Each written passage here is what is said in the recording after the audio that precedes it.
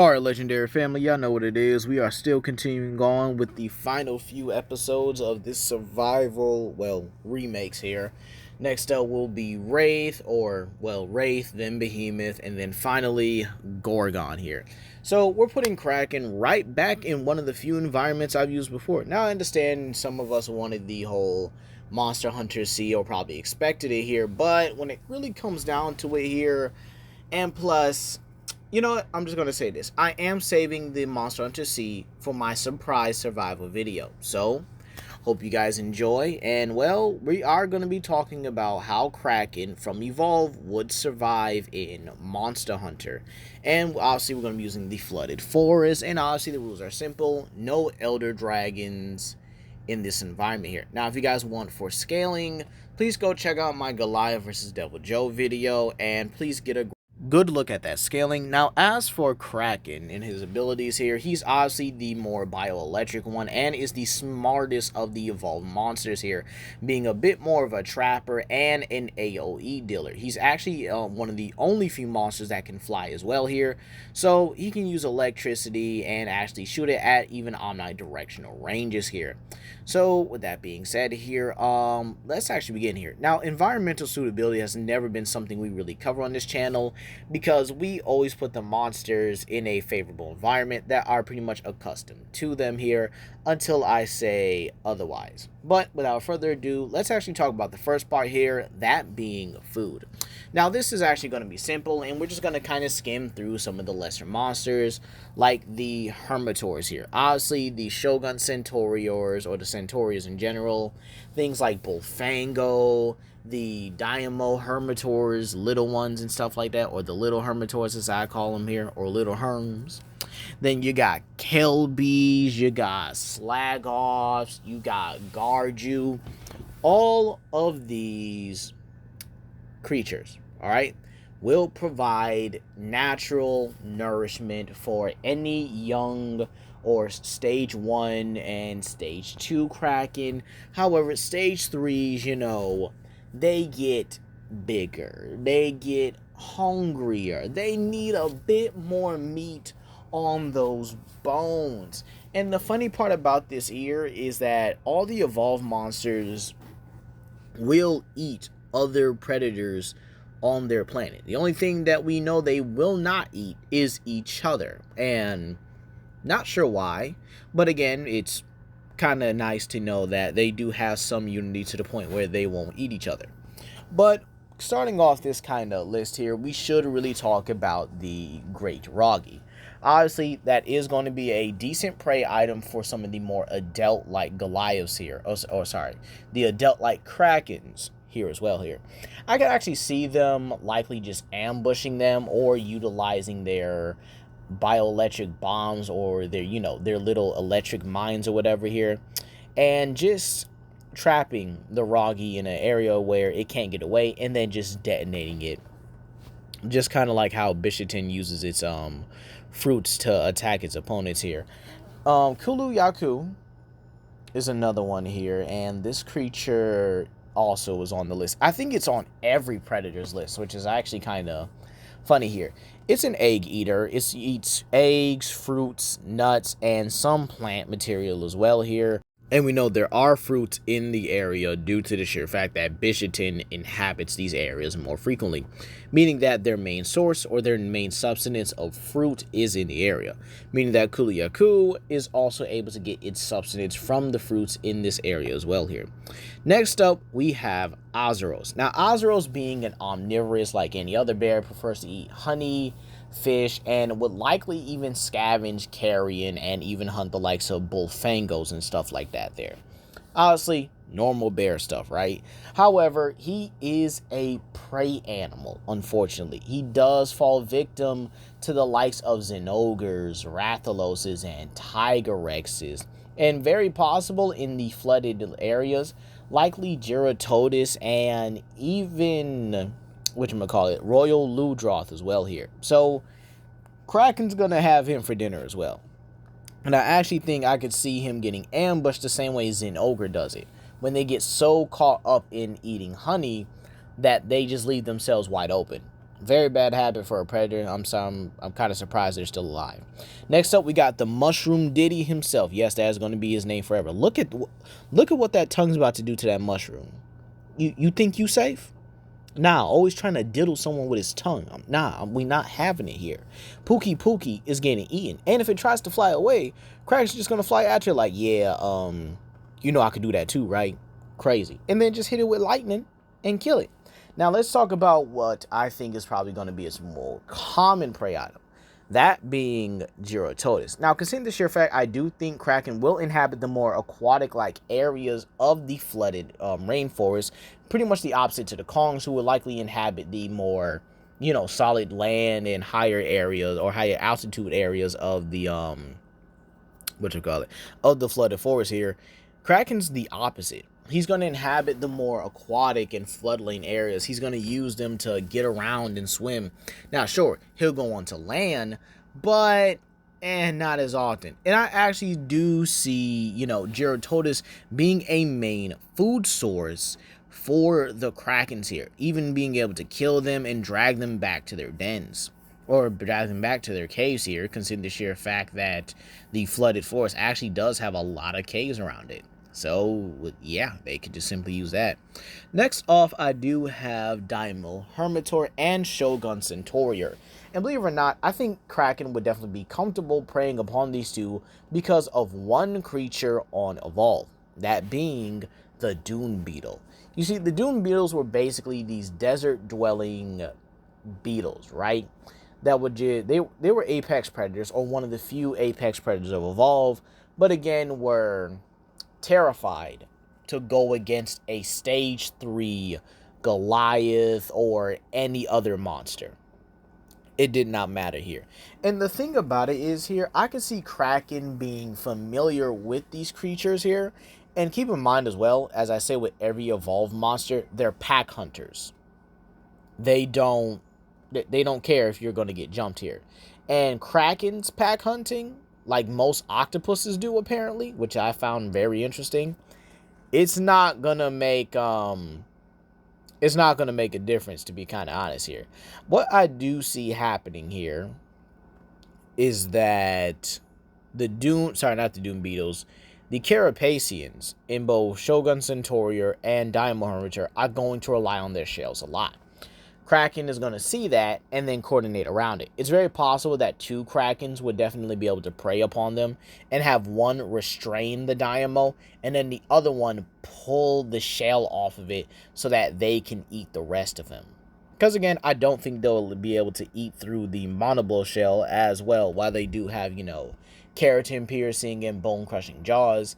Who's going to want to bite a whole Monoblos or Diablos type of skeleton or Basarios type skeleton, Nah, get that out of here. We need some meat on the bones here. We need meat. Next up, we got Bishaten. Doesn't matter which one. It's dinner either way. Now, Bishaten is likely the safest prey animal on this list because, again, it does prefer to live in the higher altitudes. However, Kraken will be, on occasion, definitely visiting there and hunting. Because, again, they can go far away from water without the real need to return here. These guys were in mines with barely any water. They'll be fine. Now, another creature I do think that is likely a common prey item, probably should have put it next to Gyrototis. Matter of fact, I probably should put Gyrototis and Somnicanth at the helm of this here, because again, they are pretty common creatures I do think that Kraken would prey upon. Considering the sheer fact that they do inhabit water regions here, I can definitely see Somnicanth falling prey to Kraken, and this is because while the sleep paralysis thing may work from time to time here, Somnicanth is a small prey specialist, likely preying on things like the Zamites, the baggies and stuff like that. They're, smaller creatures here, which is why I do think it would be a competition or a competitor for Acnesom. And that's definitely going to be a video in the future. So, with that being said here, I do have to give the prey score a 10 out of 10. Kraken can eat anything, even limited amounts of plant matter, kind of making him omnivorous in a way. But now we have to move on to part 2.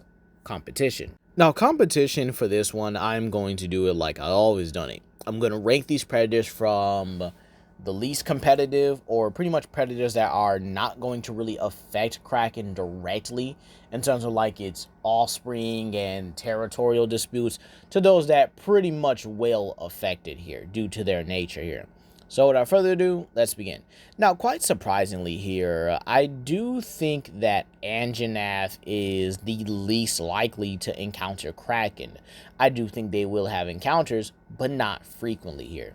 You see, the only way I see Anjanath and Kraken interacting is if Anjanath is going out of its way to hunt down Krakens, you know? Hunting down these land-based cephalopods here. And depending on where they lay their eggs, it could definitely produce conflict with Anjanath as well here. But again, I digress. Next up, we have both Nargacuja and Zinogre here. Again, they do stick to more of the upper levels, preying upon things like the Ragi and Kelbies and Bullfangos here. Now, again, they will come down to prey upon the Slagtoff. That should be, pretty common, pretty simple here. But I don't see them really interacting with Kraken all like that unless the younger Krakens are preying upon Slagtoffs here. And again, prey animals like Slagtoff are going to breed more conflict between predator and predator. Because again, they are the more nutritional and the more desirable common prey item for a lot of these bigger predators here. And so, I think it would also be interesting for Zinogre when it also encounters the Kraken and they get into a lightning battle here. Now, I do think Zinogre is definitely a threat to around the stage 2 levels of a Kraken here. However, once it gets to stage 3, I think it's just going to have to come down to physicals at that point. And at that point, I do see Zinogre winning unless Kraken starts setting traps and starts flying around on him. Next up, we have Basilgoose. And pretty much Basilgoose is an absolute threat here because it'll go out of its way to attack any weakened or, half-dead animal here. And I could actually see it likely going out of its way to attack any smaller Kraken members here.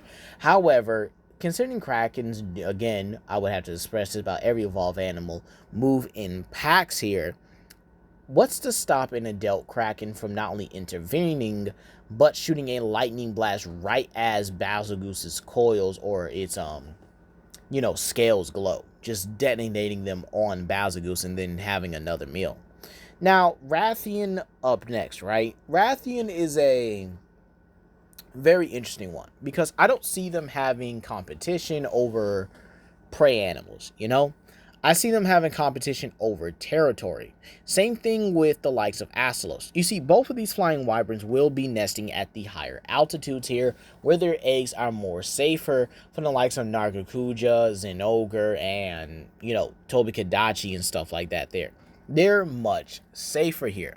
And so I do think that Astalos will be the aggressor when it comes to the interactions with Kraken, considering how aggressive it is and considering how it's pretty much just an I don't care type of monster and just loves to run the fade.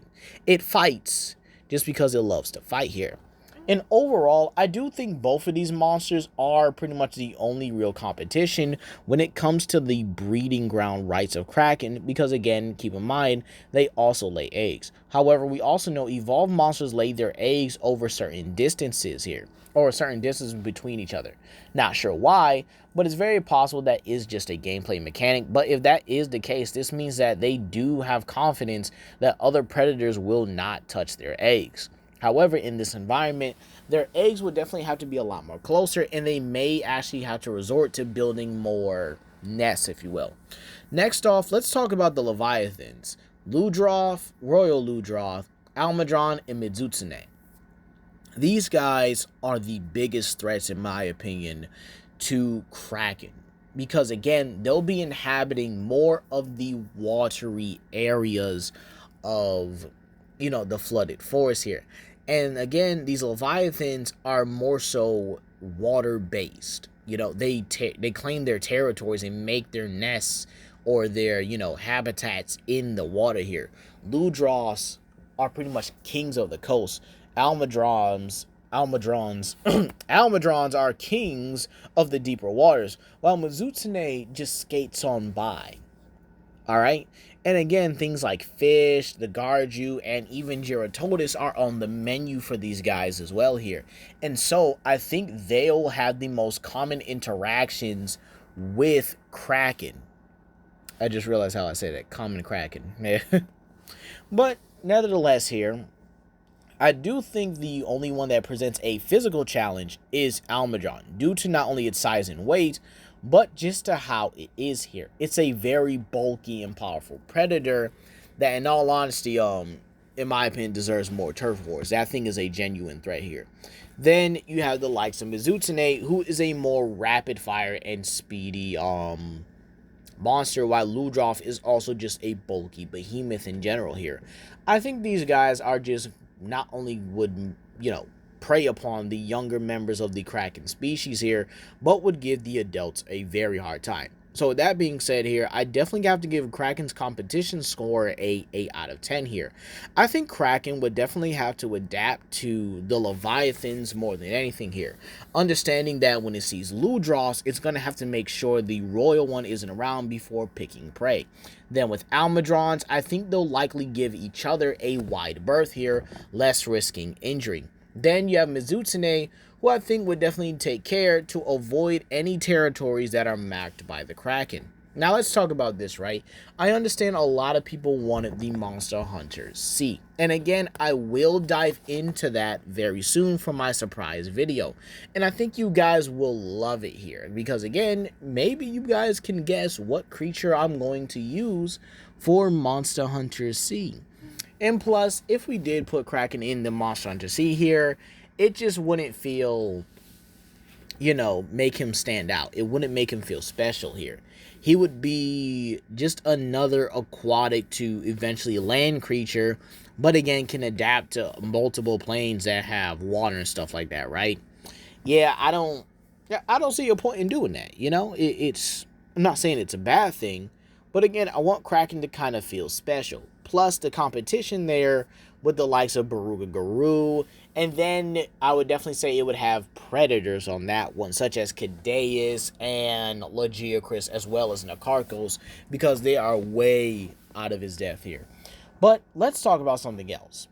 Elder Kraken. What would Elder Kraken be? Well, believe it or not, I would kind of think of this guy as the Frostfang Barioth for the Krakens. Older, wiser, smarter, more intellectual, able to lead its group into battles for territory, and being more powerful or powerful enough to give Elder Dragons like Chameleos and even Garen Golem, an Elder Dragon level monster, a run for its money. Not only being able to overpower these monsters, but to be able to claim their territory, and if it kills them, well, that's extra dinner right then and there. See, the reason why Frostfang Barioth was born, or was pretty much, allowed to exist here, was because the hunters were not over-hunting or making sure the Barioth population never reached that level.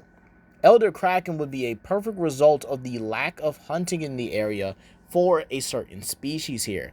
And I do think the guild would then start doubling down on being able to hunt down Krakens, likely taking 2 or 3 hunters to make sure that the population is pretty much kept in check here. Because again, I do think Kraken can dominate the region. However, I also think it can be kept in check by not only the hunters, but by the various predators that are willing to go out of its way here. Plus, again, like I said earlier, the Leviathans are going to be a major problem for it claiming territory and threatening its young. But overall here, I definitely give Kraken Survivor Score a 9 out of 10, just like Goliath here. So, that's going to be all today. Please comment, like, and subscribe, and share with your friends. This is Legendary Grimlock, and I hope you guys have a blessed day. Peace.